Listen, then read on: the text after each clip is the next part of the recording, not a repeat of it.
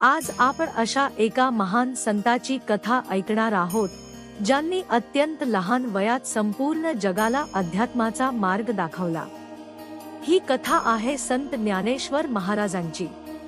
सुमारे 750 वर्षांपूर्वी महाराष्ट्रातील आपेगाव येथे संत ज्ञानेश्वर महाराजांचा जन्म झाला। त्यांचे वडील विठ्ठलपंत आणि आई रुक्मिणीबाई हे अत्यंत धार्मिक होते, पण नियतीने त्यांच्या कुटुंबावर अनेक संकटे आणली।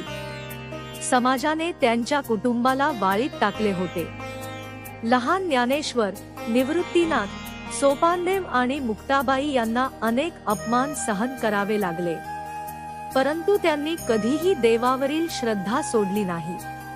एकदा काही लोकांनी ज्ञानेश्वर महाराजांची थट्टा करण्यासाठी त्यांना आव्हान दिले। ते म्हणाले, जर तुमच्यात खरे सामर्थ्य असेल तर या म्हशीकडून वेद म्हणवून दाखवा। ज्ञानेश्वर महाराजांनी शांतपणे त्या म्हशीच्या डोक्यावर हात ठेवला आणि भगवंताचे स्मरण केले। आश्चर्य म्हणजे ती म्हैस वेदांचे पठण करू लागली। हे पाहून सर्व लोक थक्क झाले। त्यांना ज्ञानेश्वर महाराजांच्या दिव्य शक्तीची जाणीव झाली। परंतु ज्ञानेश्वर महाराजांचा सर्वात मोठा चमत्कार म्हणजे त्यांचे ज्ञान होते। त्यांनी अवघ्या 16व्या वर्षी ज्ञानेश्वरी हा महान ग्रंथ लिहिला। भगवद्गीतेचे सोप्या मराठी भाषेत केलेले हे भाष्य आजही लाखो लोकांना जीवनाचा मार्ग दाखवते। ज्ञानेश्वर महाराज नेहमी सांगायचे, मन शुद्ध असेल तर देव प्रत्येक ठिकाणी दिसतो। त्यांनी जातपात, भेदभाव आणि अहंकार यांना विरोध केला। प्रेम, दया आणि मानवता हाच खरा धर्म असल्याचा संदेश त्यांनी दिला। एकदा चांगदेव महाराज आपल्या सिद्धींचा गर्व करून वाघावर बसून ज्ञानेश्वर महाराजांना भेटण्यासाठी आले। तेव्हा ज्ञानेश्वर महाराज आणि त्यांची भावंडे ज्या भिंतीवर बसली होती, ती भिंत चालू लागली।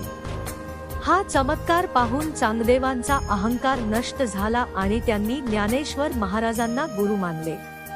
मित्रांनो, या कथेतून आपल्याला एक मोठा संदेश मिळतो।